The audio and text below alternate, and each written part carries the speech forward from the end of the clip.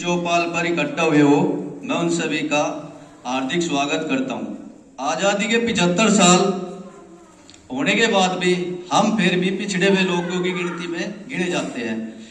इसका मार्मिक वर्णन ये है क्योंकि हम लोग एक नहीं हो पा रहे हैं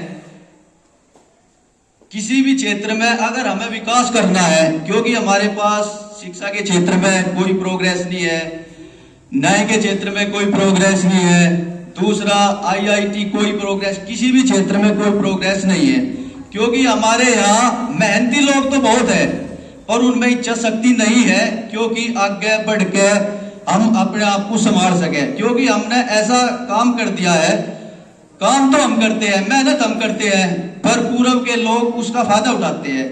वे हमारे पर राज करते हैं, हुकूमत करते हैं किस्म से, क्योंकि हमारे इधर के लोग ना तो बड़ी सर्विस में है, ना बड़े नेता है, कुछ भी नहीं है। हमारे जितने भी ये पश्चिम उत्तर प्रदेश के नेता है, ये एक किस्म से बरसाती मेंढक है।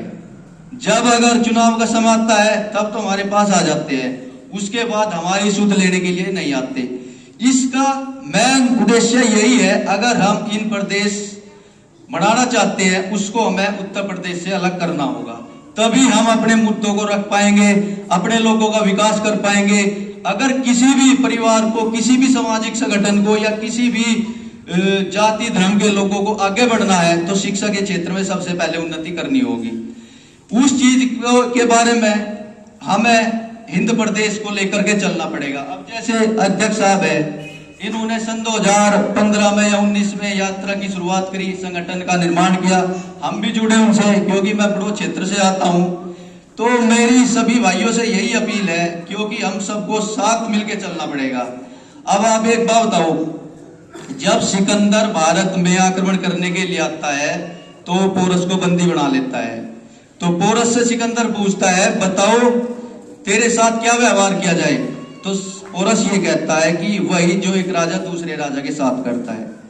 अब इसके अपोजिट में लेके चलूंगा, एक अकबर राजा हुआ। अकबर ने जब गुजरात पे आक्रमण किया तो वहां का एक राजा था, तो पहले ये होता था जब राजा को जीत लेते थे तो पूरा प्रदेश कब्जे में आ जाता था।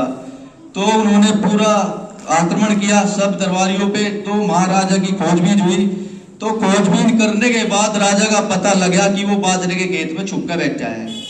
ऐसे ही हमारे ये पश्चिम उत्तर प्रदेश के जितने भी नेता है, ये एक बाजरे के खेत में बढ़ जाते हैं, ईख के खेत में घुस जाते हैं, पता नहीं कहां कहां घुस जाते हैं, क्योंकि ये आवाज उठाने वाले नहीं है। अगर आप, मैं तो ये कहूंगा आपको वोट देनी है कोई बात नहीं, किसी भी पार्टी को दो, पर जब यहाँ वोट मांगने के लिए कोई भी भाई आए, कोई भी राजनीतिक पार्टी का लोग आए, तो सबसे पहले अपनी मांग रखो, क्योंकि अपनी मांग रखोगे तभी हमारा विकास हो पाएगा। आप एक बात बताओ, संसद में हमारी कौन बात रख पा रहा?